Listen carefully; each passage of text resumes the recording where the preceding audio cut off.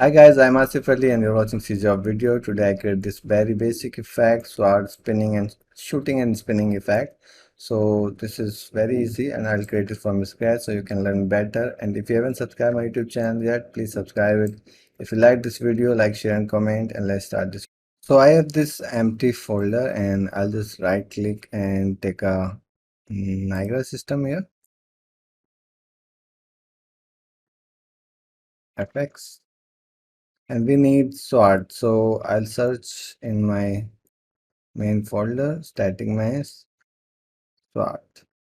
I have some, and let me search if anyone has a pivot point in the bottom like this one. Yeah, this will work.